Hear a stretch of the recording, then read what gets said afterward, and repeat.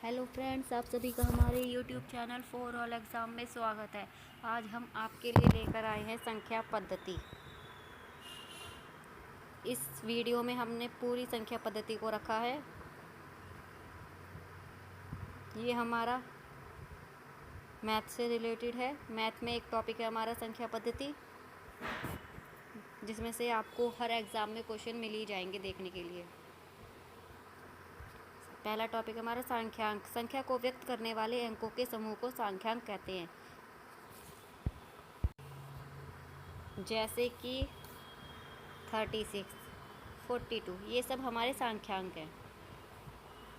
और ये सांख्यांक सिर्फ 10 नंबरों से मिलकर बने होते हैं। 0, 1, 2, 3, 4, 5, 6, 7, 8 और 9।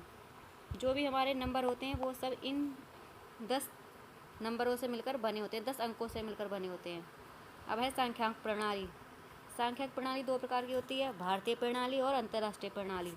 भारतीय प्रणाली को हिंदू अरेबिक प्रणाली भी कहा जाता है। इसमें क्या क्या आता है, जैसे इकाई, दहाई, सैकड़ा, हजार, 10,000, लाख और 10 लाख।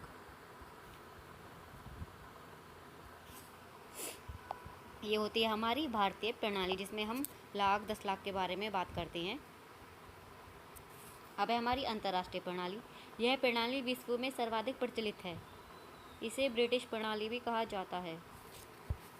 ब्रिटिश प्रणाली हमारी क्या होती है, इकाई, दहाई, सैकड़ा, हजार, 10,000, मिलियन, 10 मिलियन, फिर आता है हमारा 100 मिलियन,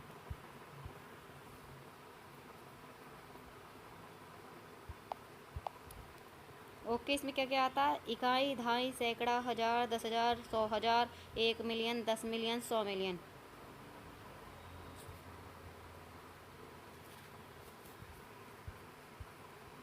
अब है अंकों के वास्तविक एवं स्थानीय मान। वास्तविक मान।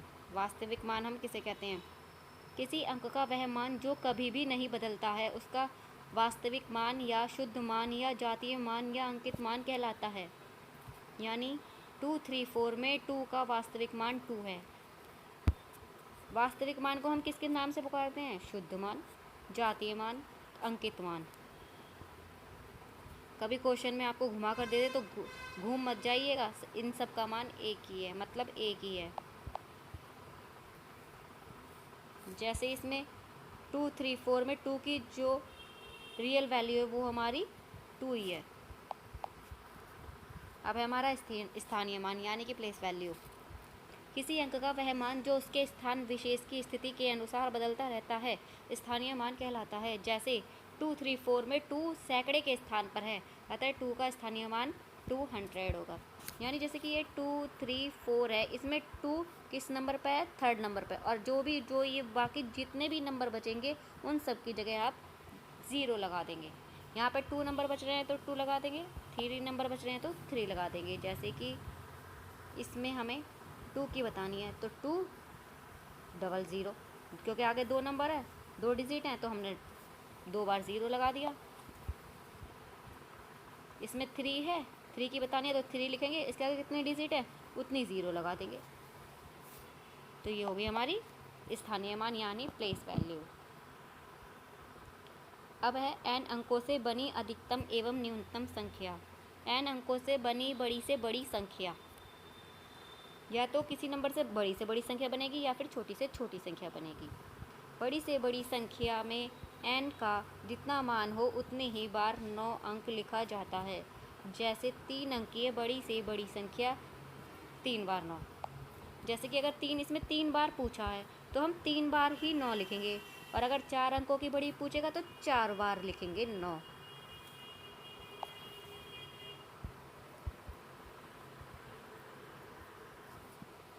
पाँच की पूछेगा तो 5 बार 9,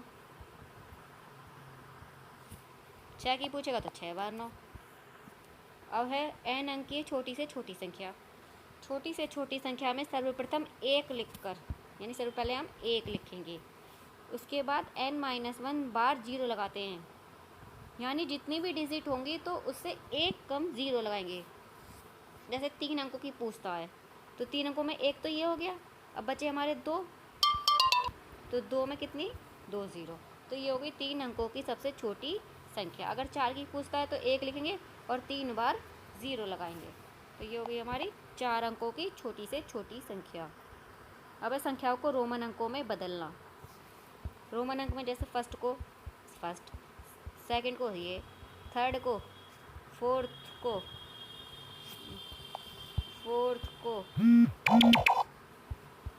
फिर फिफ्थ को, फिर सिक्स को, ऐसे इन्हें कहते हैं हम रोमन नंबर। IXCM संकेत अधिक से अधिक 3 बार लगातार लिखे जा सकते हैं। इसका मतलब जो है ये हमारा 1 को डिनोट करता है, ये हमारा 10 को, C हमारा 100 को और M हमारा 1000 को, यानी इन्हें हम अधिक से अधिक 3 बार लिख सकते हैं तथा इस स्थिति में उनका मान उनके योगफल के बराबर होता है। जैसे कि ये हम 3 डंडे ले लिए तो इसका मतलब जो है वो 3 है, यानी एक, दूसरा ये रहा, तीसरा ये रहा, और हम इन सबको जोड़ देंगे तो हमारा कितना आएगा 3। ऐसी x है, इसे x को 3 बार लिखेंगे तो एक x कहलाता है हमारा 10, एक 10 ये रहा और एक 10 ये रहा, तो 10 10 20 20 और 10 30, यानी 3x जो हमारा डिनोट करेगा वो हमारा डिनोट करेगा 30 को। I को केवल V और X से, X को केवल L और C से तथा C को केवल D और M से ही घटाया जाता है। V, L तथा D घटाए नहीं जाते।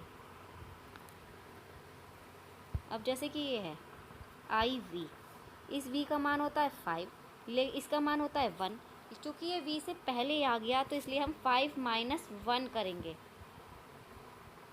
और 5 - 1 मतलब 4, तो ये हमारा किसे डिनोट करेगा 4 को।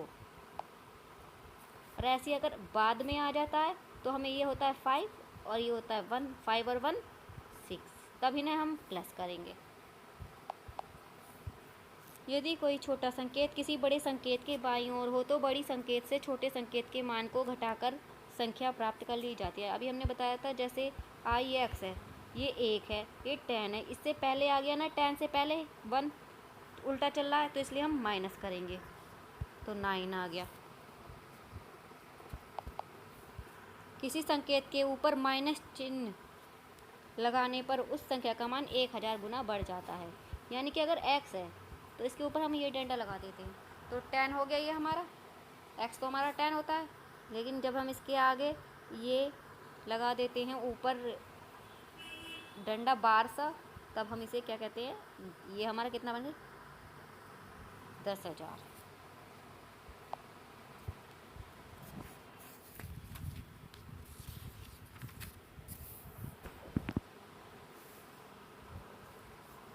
जैसे कि IV है, इसके ऊपर हमने बार लगा दिया तो IV को तो होता है हमारा 4 होता है ना, और इसके और ऊपर बार लग गया तो ये कितना गुना बढ़ गया 1000 गुना, तो ये हमारा 4000 को डिनोट करेगा, 4000 को डिनोट करेगा।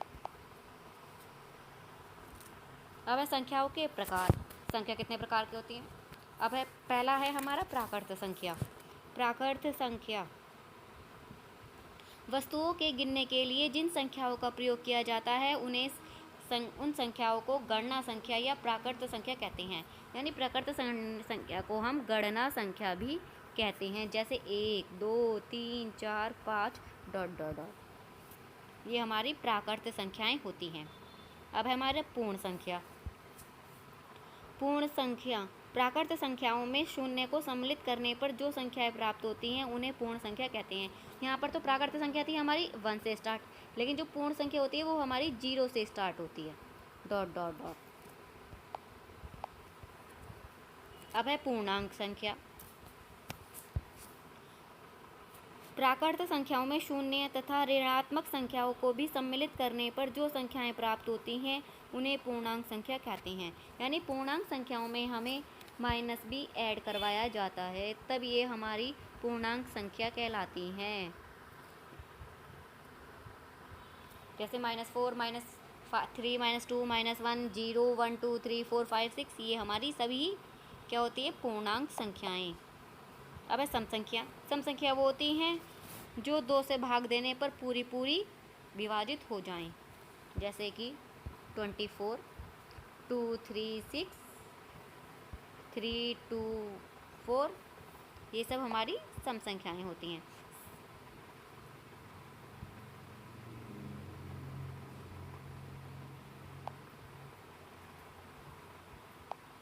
अब है हमारा विषम संख्याएं।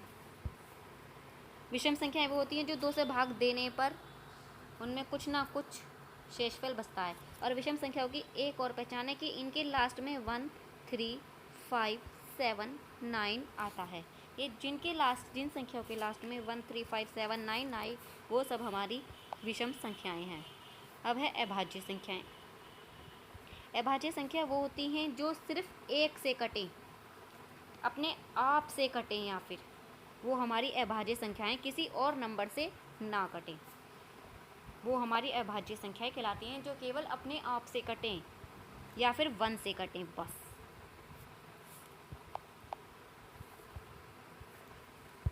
वन से और अपने आप से।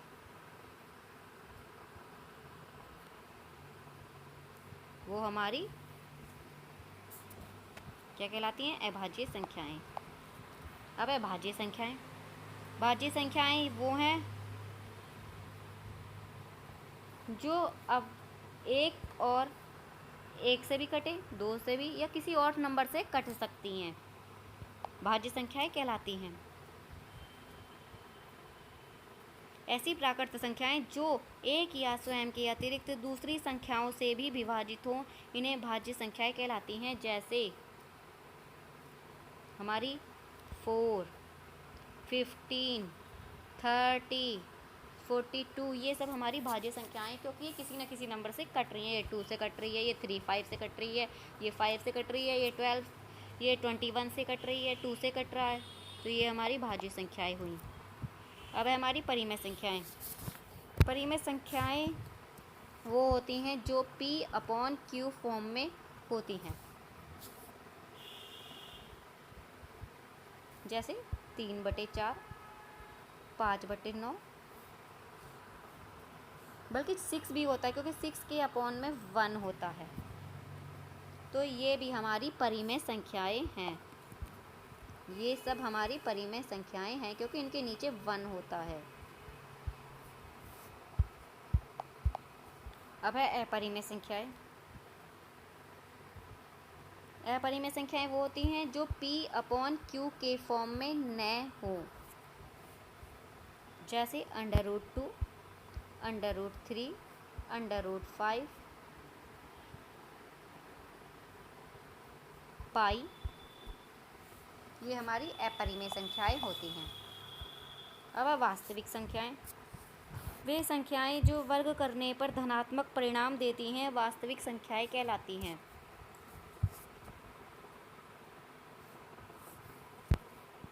या फिर परिमेय और अपरिमेय संख्याओं को सम्मिलित रूप से वास्तविक संख्याएं कहते हैं। जैसे 3, √2, ये हमारी वास्तविक संख्याएं हैं। अब है काल्पनिक संख्याएं। काल्पनिक संख्याएं सभी अवास्तविक संख्याएं काल्पनिक संख्याएं कहलाती हैं। इनका वर्ग करने पर ऋणात्मक मान आता है। वास्तविक संख्याओं में तो धनात्मक मान आता है और काल्पनिक संख्याओं में ऋणात्मक मान आता है। जैसे कि -√-2, √-5, ये हमारी सब क्या है? काल्पनिक संख्याएं। अब है संख्याओं पर संक्रियाओं के गुण।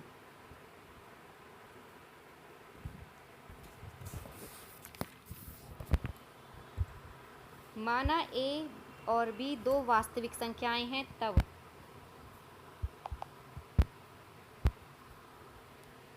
संख्याओं का योग क्रम विनिमय होता है। जैसे A + B और B + A। इसे या तो 1+2 लिखो या 2+1 लिखो, दोनों का मान क्या आएगा 3। संख्याओं का घटाव क्रम विनिमय नहीं होता, यानी a minus B not equal to b minus A, यानी कि 3 minus 2 not equal to 2 minus 3। 3 में से हम 2 माइनस करेंगे तो 1 बचेगा, लेकिन 2 में से जब 3 माइनस करेंगे तो -1 बचेगा, यानी इक्वल नहीं आ रहे हमारे ये। संख्याओं का गुणनफल क्रम विनिमय होता है, यानी a मल्टीप्लाई b और b मल्टीप्लाई a, यानी 2 मल्टीप्लाई 3 और 3 मल्टीप्लाई 2, दोनों का मान 6 है। संख्याओं का विभाजन क्रम विनिमय नहीं होता है, यानी कि भाग a/b not equal to b/a, यानी 2/3 नॉट इक्वल टू 3/2।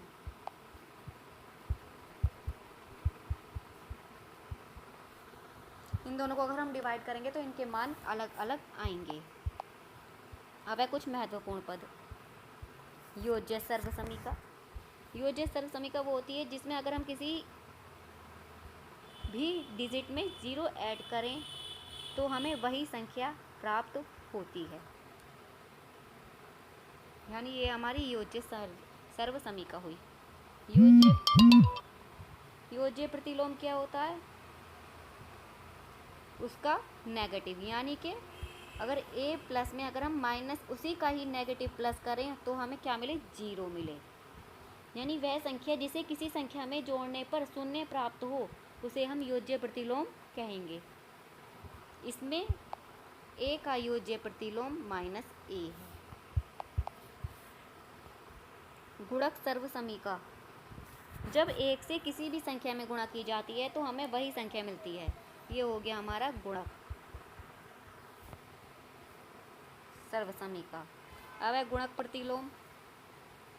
किसी भी संख्या में गुणा करने पर 1 प्राप्त होता है, जैसे a 1/a, तो इसे हम मल्टीप्लाई करेंगे तो हमें 1 मिलेगा क्योंकि a से a कट गया, तो ये हो गया हमारा गुणक प्रतिलोम। अब है सहचर्य नियम। सहचर्य नियम 3 डिजिट पे लागू होता है। a प्लस बी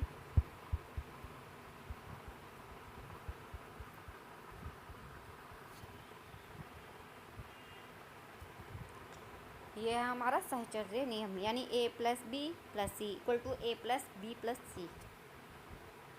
इन्हें कैसे कर लो, इनके मान एक ही आएंगे। और मल्टीप्लाई में क्या होता है? a multiply B multiply C equal to a multiply B multiply C. ये हो गया हमारा सहचर्य नियम। अब है हमारा वितरण नियम। वितरण नियम क्या है हमारा? a multiply b plus C equal to, वितरण का मतलब ये बांटना, ये हो गया हमारा वितरण नियम। a multiply b plus C equal to, अब इस a की इन दोनों में अलग अलग मल्टीप्लाई हो जाएगी। अब है विभाज्यता की जांच। 2 से विभाज्य संख्या के विभाज्य होने या न होने की जांच हम निम्नलिखित नियमों से कर सकते हैं। नंबर 1, 2 से विभाज्यता। कोई भी संख्या 2 से पूर्णतः विभाज्य तब होगी जब उसका इकाई का अंक 2, 4, 6, 8 होगा, जैसे कि 32, 234, 320, ये सब हमारी 2 से डिवाइड होंगी। जिसके इकाई के अंक में 0, 2, 4, 6, 8 होगा वो हमारा 2 से डिवाइड होगा। अब है 3 से विभाज्यता। कोई भी संख्या 3 से पूर्णतः विभक्त तब होगी जब उस संख्या के अंकों का योग 3 से पूर्णतः विभक्त हो, जैसे कि 9, 5, 4। अगर हम इन्हें प्लस करेंगे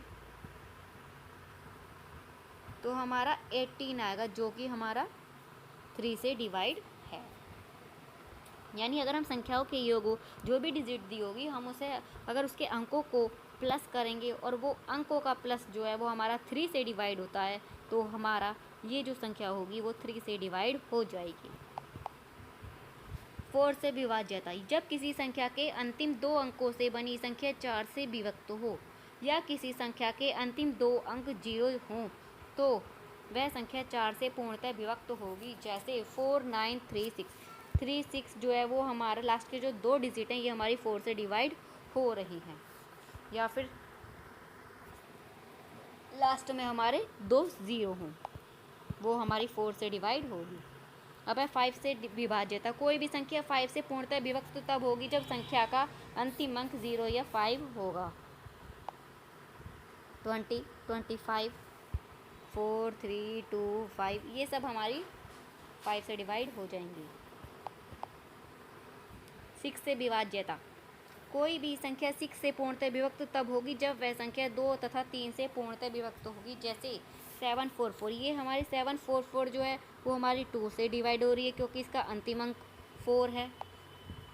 अब ये हमारी 3 से भी हो रही है। अब इन्हें का इन सबको ऐड कर लो। 4 4 8 8 7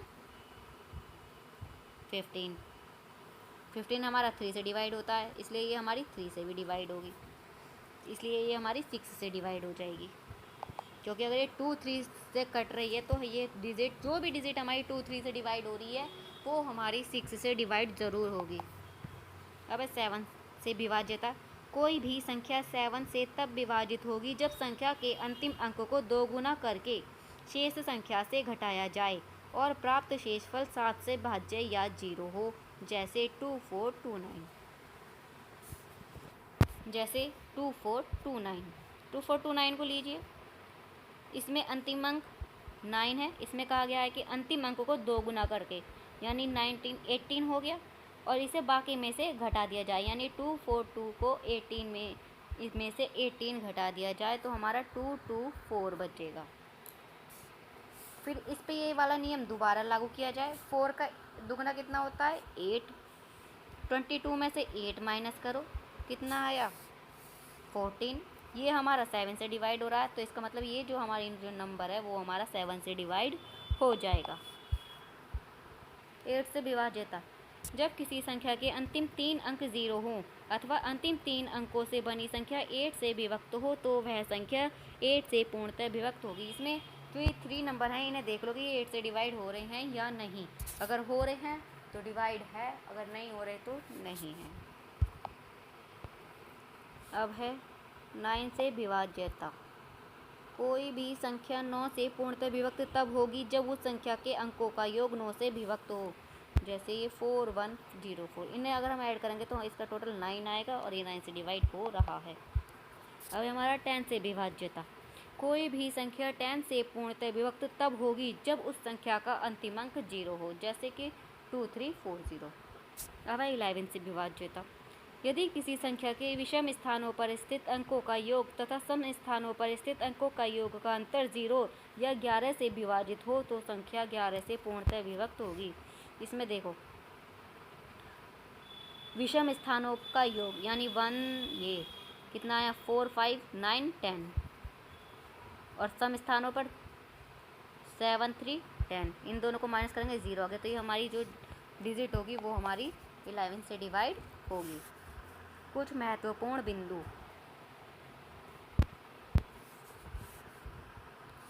यदि कोई संख्या एक ही अंक को 6 बार लिखने से बनती है तब वह संख्या 7, 11 और 13 से विभाजित होगी। जैसे 6 बार हमने यहाँ 8 लिखा है तो ये हमारी 7, 11 और 13 से डिवाइड होगी, विभाज्य होगी।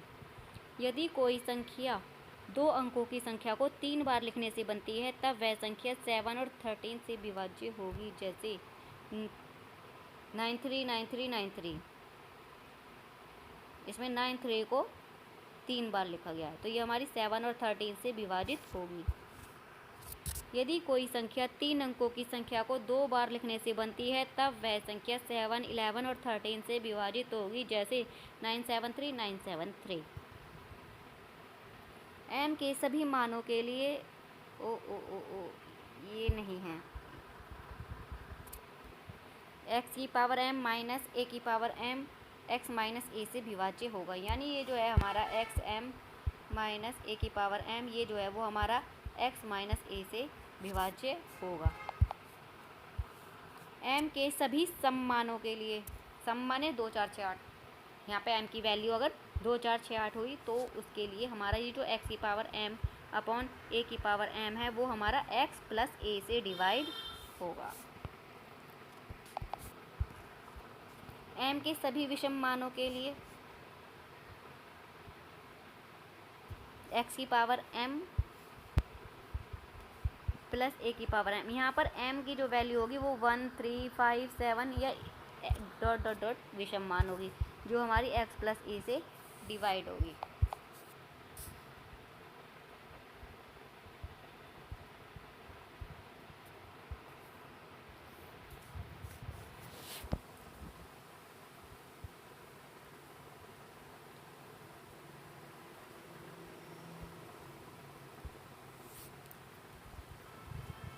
अब है हमारा 2 अंकों से मिली संख्या। संख्या कैसे बनती है? 10 गुणा ढाई का अंक प्लस इकाई का अंक, ये हमारी संख्या बनती है। इसमें अगर अंक बदल दिए जाएं तो 10 मल्टीप्लाई इकाई का अंक प्लस ढाई का अंक, जब हमें संख्या बदलनी हो, बदली संख्या।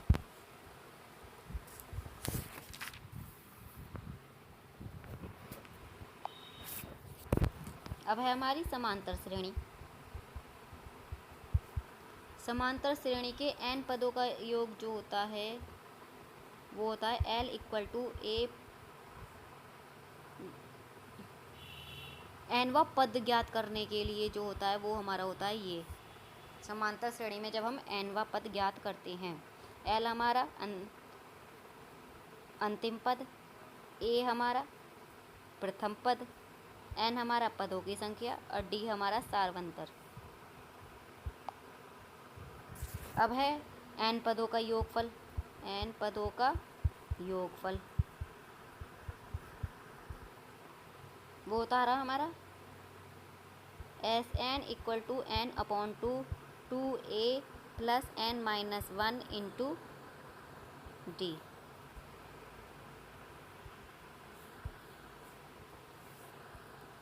ये होता है हमारा n पदों का योगफल, या फिर इसे शॉर्ट फॉर्म में ऐसे भी लिख सकते हैं Sn equal to n upon 2a plus l। l हमारा क्या है? अंतिम पद।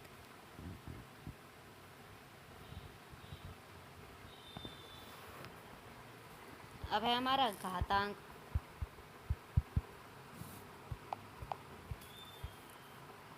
अब है हमारा घातांक।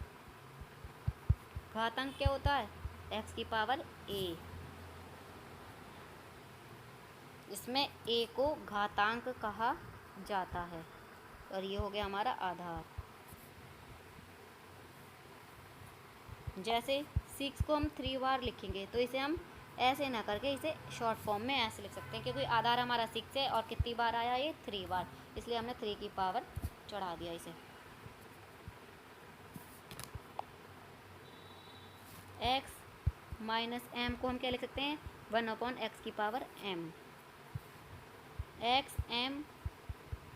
n इक्वल टू हम इसे क्या लिख सकते हैं? m plus n। इसमें अगर हमारा आधार एक जैसा हो तो इसमें घातें जुड़ जाती हैं। अब है x m divide x n, इसमें क्या होता है? इसमें घातें वो घट जाती हैं, माइनस हो जाती हैं। अब ये है एक्स एम, इसमें 2 बार है तो इसमें मल्टीप्लाई हो जाती है।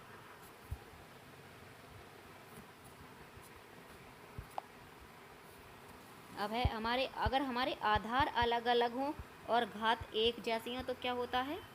दोनों पे घातें जुड़ जाती है।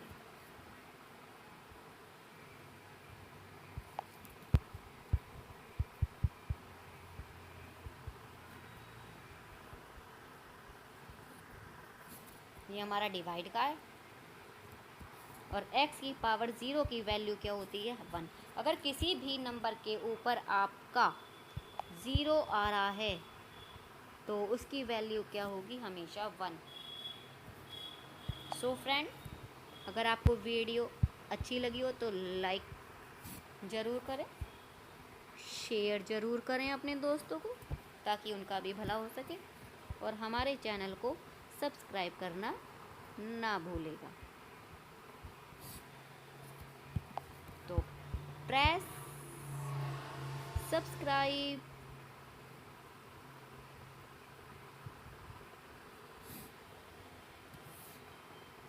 ओके। अगर आपको हमारी ये वीडियो अच्छी लगी हो, लाइक का बटन दबाना ना भूलें। लाइक करें, शेयर करें और हमारे चैनल को सब्सक्राइब ज़रूर कर लें।